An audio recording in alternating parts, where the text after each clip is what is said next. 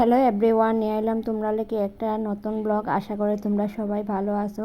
বুধবারে আসলো বিশ্বকর্মা পূজা, তো এর আগের দিন আমরা পরিষ্কার করে সংযম করতেছি, কেননা বিশ্বকর্মা পূজার আগের দিন আমরা সংযমময়, জানি না তোমরা আছে কি না।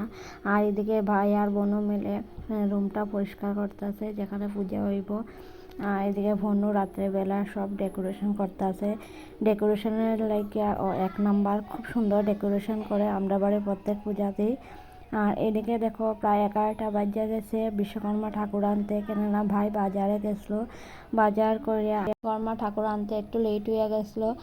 আর এইদিকে দেখো আমার মেয়েরে ঘুম পাড়াইছি, ঘুম পাড়াইয়া বাকি কাজগুলো সারলাম। কেলাকে পূজা বাড়িতে জানো অনেক কাজ থাকে। আর আমাদের বাড়িতে প্রত্যেক বছরে বিশ্বকর্মা পূজায় আত্মীয় স্বজন আসে, কিন্তু এবার কেউ আইসে না, তাই আমরা ঘরের সবাই মিললেই কাজকর্ম সারতেছি। এদিকে সকালবেলা উঠে স্নান টান সারিয়া পুজোর কাজে একটু হেল্প করলাম, করে সেরার পরে মায়েরা একটু স্নান করাইলাম, স্নান করাইয়া তাই রেডি করে লইলাম। আর পুজো হোক বা যে কোনো অনুষ্ঠান হোক, ওর একটু দুষ্টামিটা একটু দ্বিগুণ বাড়ি যায়।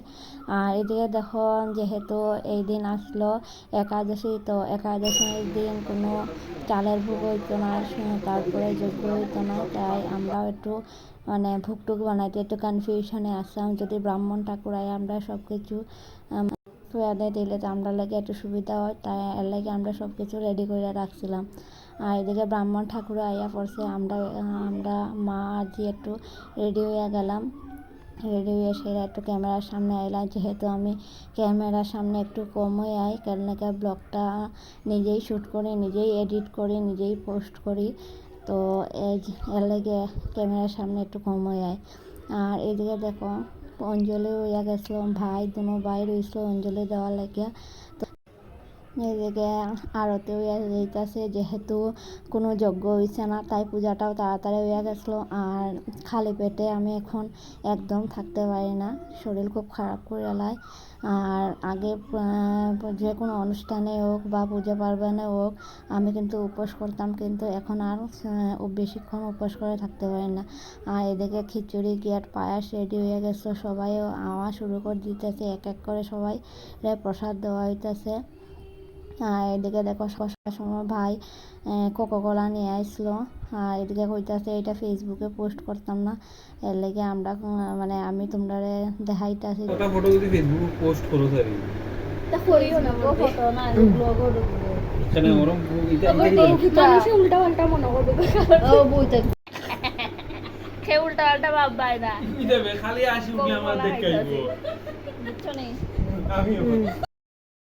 আর এদিকে সন্ধ্যার সময় দেখো ভাইয়ের শ্বশুর বাড়ি থেকে সব আইছে, তো সবাই মিলে ধামাই লইল। তো আমাদের বাড়িতে যে কোনো অনুষ্ঠানে ধামাই লইলে তবে শান্তি, ধামাই না হইলে বোঝা যায় কোনো প্রোগ্রাম মানে ভালো থেকে হইছে না। এদিকে সবাই মিলে ধামাই দিতে আছে।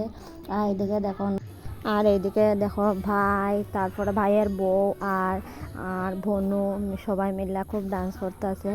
মানে আমরা বাড়ির বিশ্বকর্মা পূজার দিন প্রায় রাত্রে 1টা-2টা পর্যন্ত ডান্স হয়, সবাই খুব এনজয় করে। যেহেতু আমার বর আইসে না, তাই একটু নিজেরও মনটা বেশি ভালো আসতো না, তাই আমি বেশি ডান্স করছি না।